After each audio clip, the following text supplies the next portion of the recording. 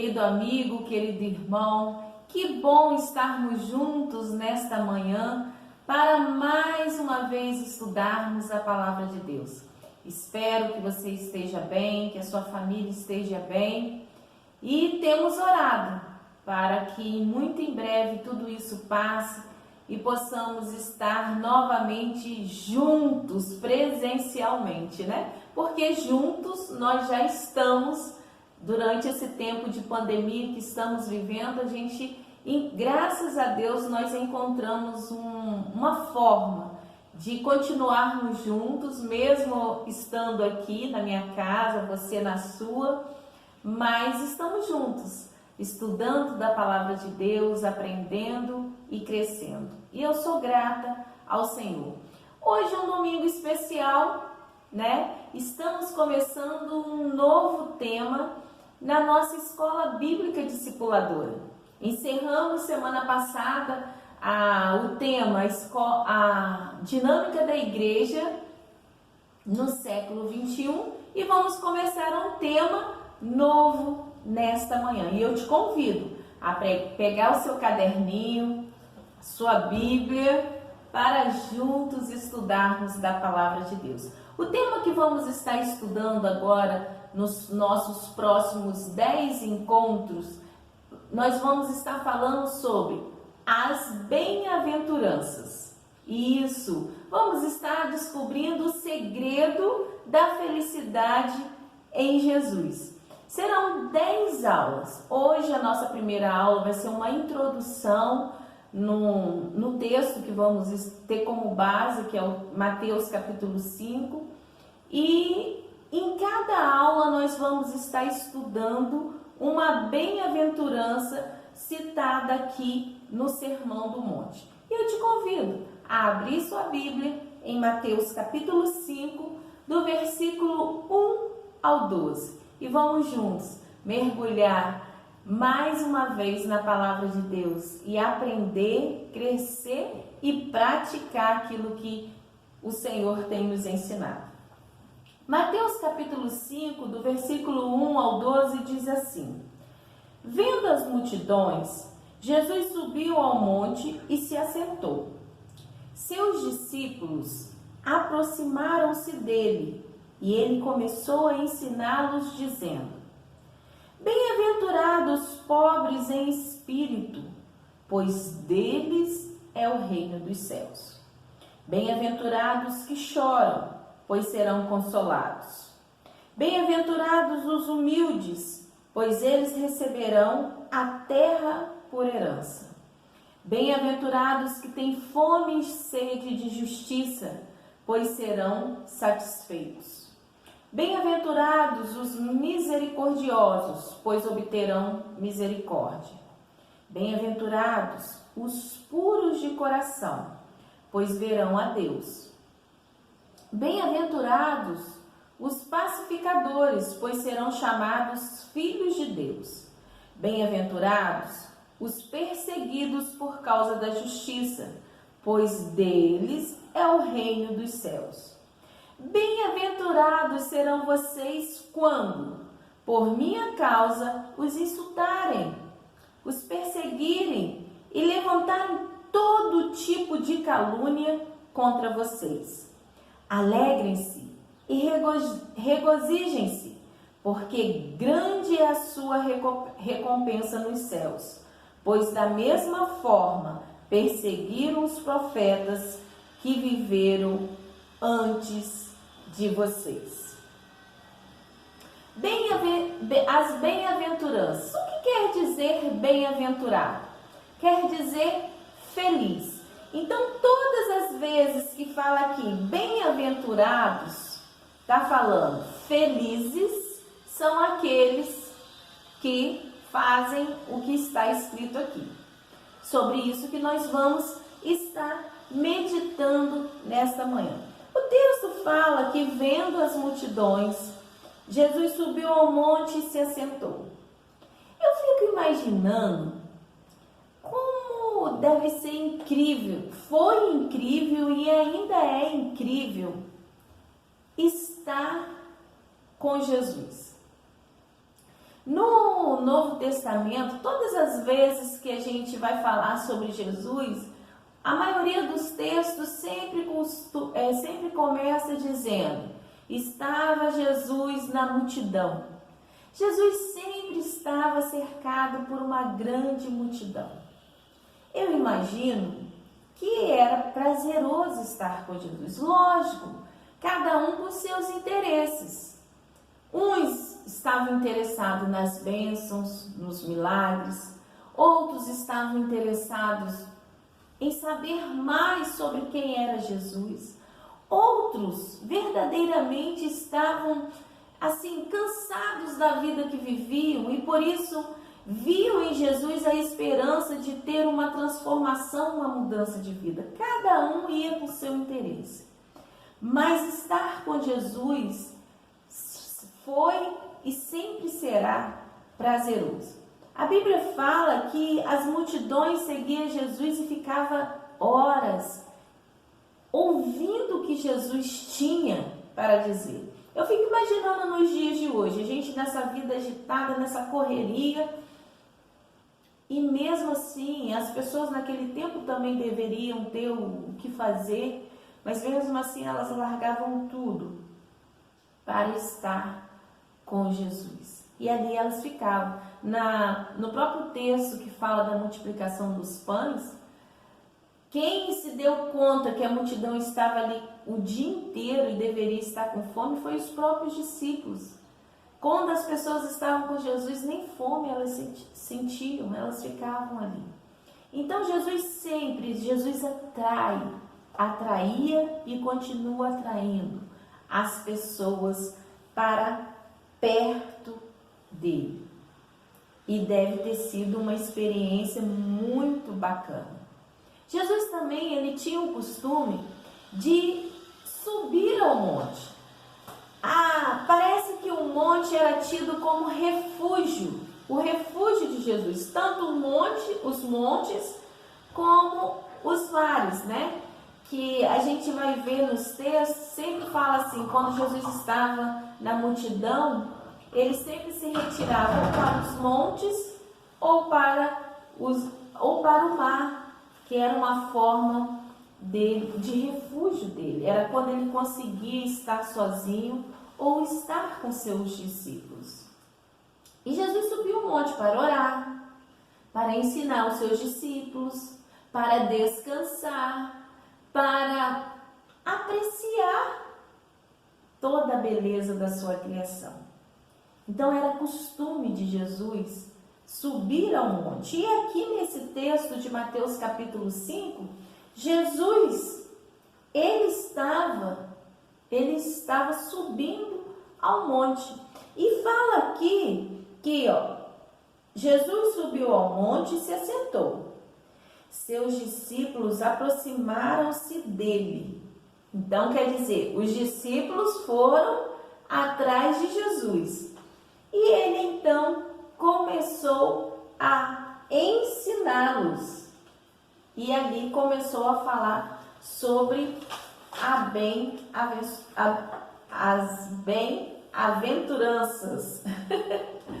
E aqui no sermão, Jesus ele vai aprofundar os ensinamentos relacionados à espiritualidade, caráter, ética e as atitudes de um discípulo.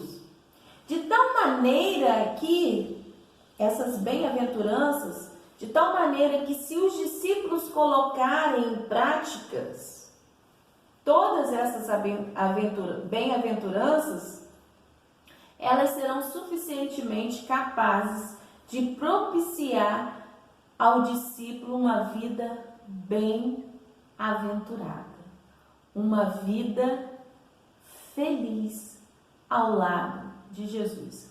Vocês vão observar que o que nós vamos estar estudando nessa nova série de estudos falando sobre as bem-aventuranças, ela dá continuidade ao estudo que a gente encerrou semana passada. Dentro do tema A Dinâmica da Igreja no Século XXI, na segunda parte da aula 6 ao 10, nós falamos o que é ser discípulo. O que é ser discípulo? A gente viu lá a diferença de crente e discípulo e a gente estudou. Nesse tema aqui a gente vai continuar falando sobre os discípulos, só que dessa vez nós vamos aprender como ser discípulo. Lá a gente viu o que é ser discípulo, diferença. E aqui nós vamos aprender como ser discípulo. E o sermão, ele nos ajuda a ver a vida a partir de uma outra perspectiva.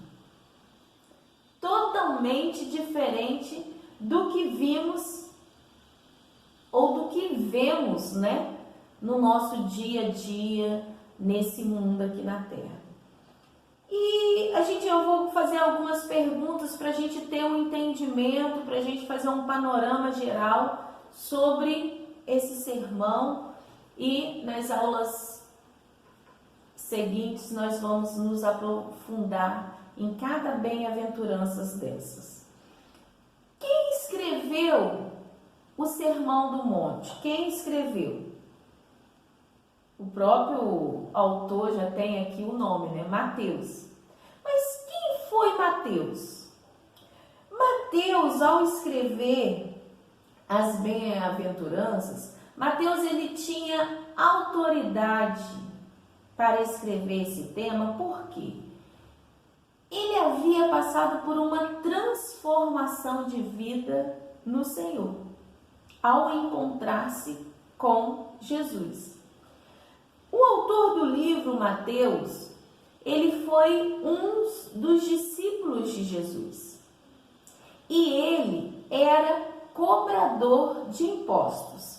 Inclusive, vocês, quando a gente passa pelo livro de Mateus, a gente vai ouvir muito falando sobre dívidas, pagamento de dívidas, perdão de dívidas. Por quê? Era o assunto no contexto do discípulo Mateus, porque ele era cobrador de impostos. Então, ele usa muito esses termos para explicar a palavra de Deus. Então, Mateus, ele era cobrador de impostos.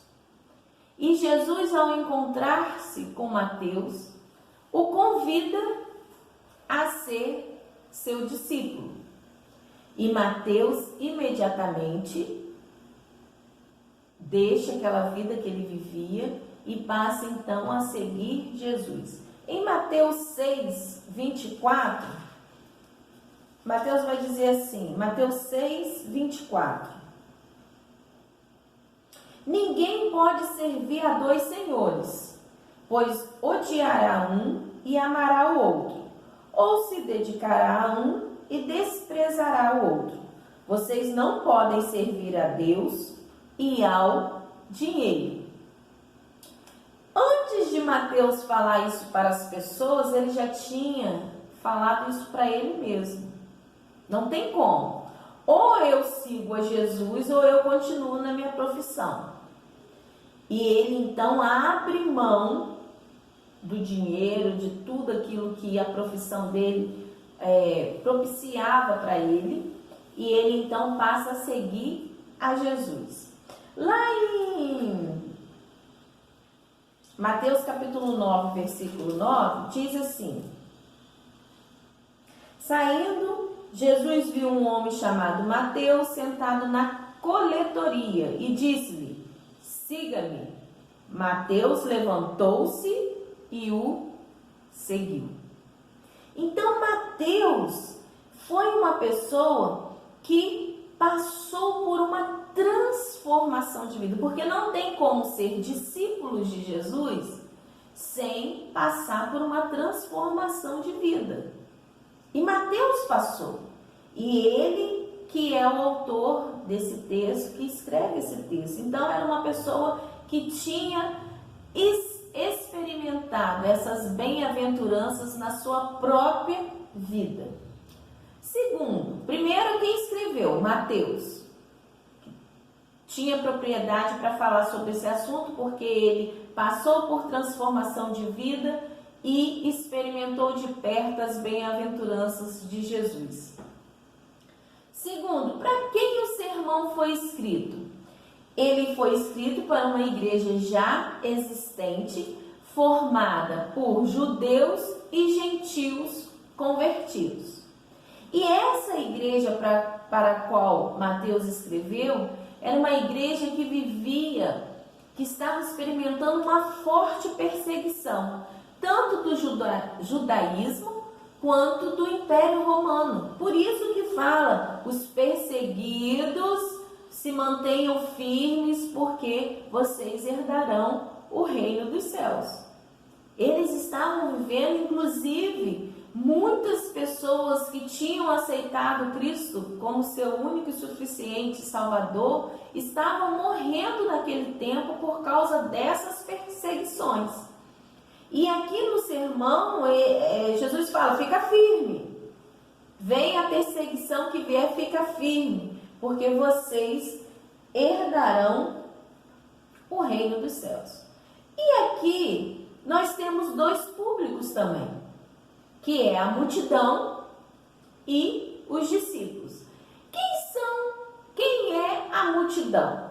Quem faz parte da multidão? A gente pode dizer que o público da multidão é o público do oba-oba, não é? Ah, será que você não conhece pessoas assim, que fazem parte desse grupo aí do oba-oba?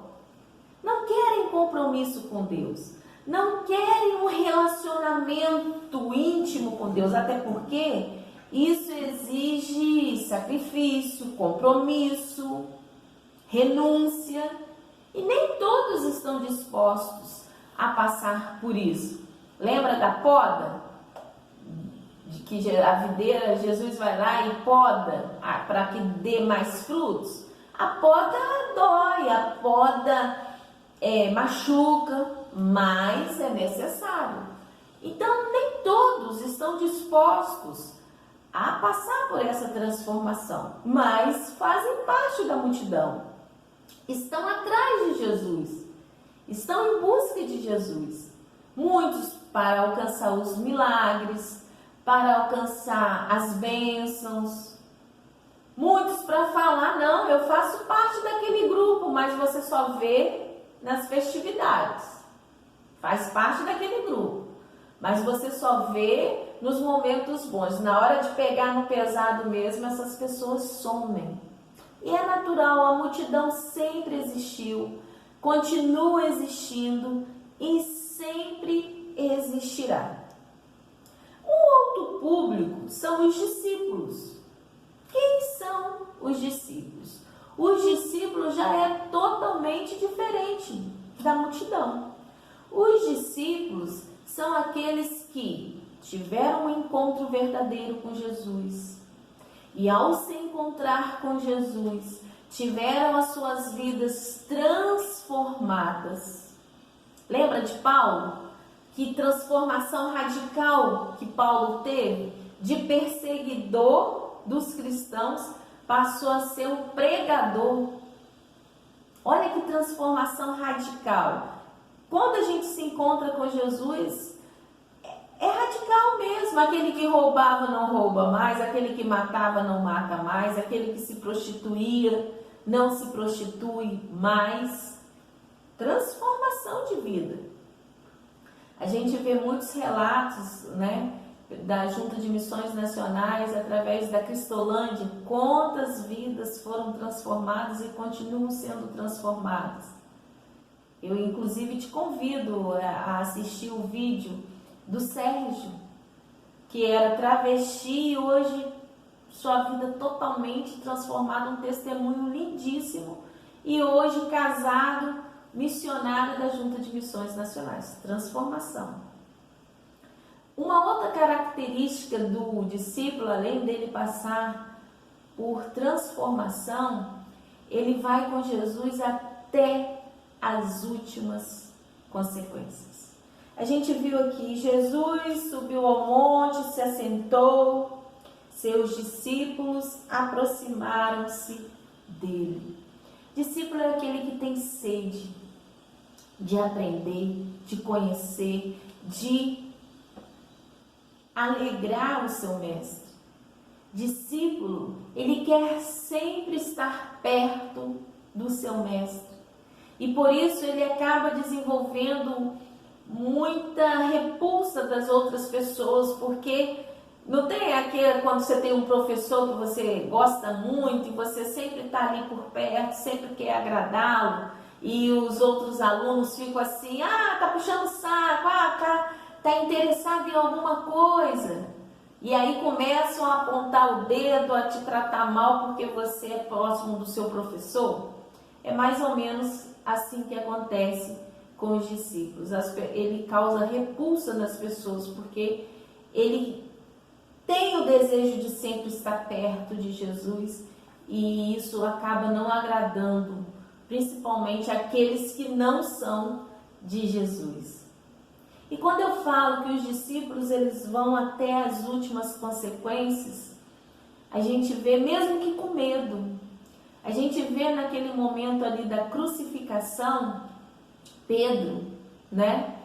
Pedro negou Jesus 3 vezes, Jesus já sabia que isso ia acontecer. Mas nem por isso Pedro deixou de participar daquele momento tão triste na vida de Jesus, né? Eu acredito até que seja compreensível a atitude de Pedro. Naquele momento, ele sabia que ele poderia ir para a cruz, passar por todo aquele sofrimento, e ele se desesperou. Mas mesmo assim, depois que os soldados o interrogaram, Pedro continuou ali. A Bíblia fala que João, após Jesus ter desfalecido, ter morrido, João ele ficou ali aos pés da cruz chorando a morte de Jesus. Os discípulos é aquele que está com Jesus em todos os momentos e sofre por seguir a Jesus. Um outro momento, os discípulos ali depois da morte de Jesus, durante aqueles 3 dias, os discípulos iam todos os dias no túmulo de Jesus. Quando Jesus ressuscitou, as primeiras pessoas que estiveram, que Jesus fez questão de estar, de aparecer, foram os seus discípulos. Isso quer dizer relacionamento. Relacionamento. Isso quer dizer desejo de aprender cada vez mais com o seu mestre. E aí eu te pergunto, você faz parte de qual grupo? O grupo da multidão ou o grupo dos discípulos? O que o Sermão do Monte quer nos convidar nesta manhã é que a gente venha fazer parte do grupo dos discípulos. Desse grupo que passa por bons pedaços, mas que em meio a tudo é feliz, tem prazer no que faz, porque ele está junto com o Mestre, junto com a videira que é Jesus. E essa videira é que traz vida, que traz paz, que traz alegria, que traz prazer e faz a nossa vida ser com mais significado. Faz com que a gente saia da mediocridade e passe a ter uma vida com excelência. Os ensinos do sermão, ele nos desafia os discípulos, aqueles que querem ser discípulos, a um estilo de vida diferenciado dos demais. Totalmente diferente do estilo de vida da multidão. E ele nos convida, através das bem-aventuranças, a sair de meros religiosos, sair da superficialidade e mergulhar numa vida assim, não uma vida sem problema, não uma vida assim, Então a partir de agora eu vou ser rico materialmente, eu não vou ficar mais doente, Não, pelo contrário, no decorrer, por isso eu te convido a não perder nenhuma aula, a gente vai ver que não é simples não. Não é fácil não, mas é uma vida incrível, que nos traz felicidade, que nos envolve por inteiro e que nos dá prazer, a ponto de cada dia mais a gente desejar estar com o nosso Mestre. E é diante desse cenário que eu te convido a vir com a gente, com a Escola Bíblica Discipuladora da Primeira Igreja Batista em Aperibé. E aqui nós vamos aprender não mais como é o discípulo, mas como ser discípulo. E a minha oração é que ao final desses estudos, dessas 10 aulas, você venha, se você ainda não é um discípulo, você venha, não, eu quero fazer parte do grupo dos discípulos, não mais da multidão. Eu quero sair da mediocridade, da mesmice e mergulhar em algo mais profundo com Jesus. E desfrutar dessa felicidade que o sermão está falando, que é possível em meio a tudo. É possível ser feliz. E se você já é um discípulo, a minha oração é que você saia dessas aulas ainda melhor do que você entrou. Quando de fato entendermos essas bem-aventuranças, as nossas práticas, as nossas falas, os nossos ensinamentos, eles farão muito mais sentido na vida do outro. Porque não vai ser de ler, de conhecer, mas vai ser de praticar. Que Deus te abençoe. Muito obrigado, você que tem acompanhado aí todas as aulas, você que tem estudado a palavra de Deus, você que tem mergulhado nos estudos. Que Deus continue te abençoando. Eu no final desse vídeo eu vou deixar meu zap. Caso você queira fazer alguma pergunta, tenha alguma dúvida, queira conversar comigo, até trocar ideias, mostrar algum ponto que de repente eu não consegui ver, você fique à vontade, mas que possamos continuar crescendo como discípulos de Jesus. Deus te abençoe, um excelente domingo na presença do Senhor.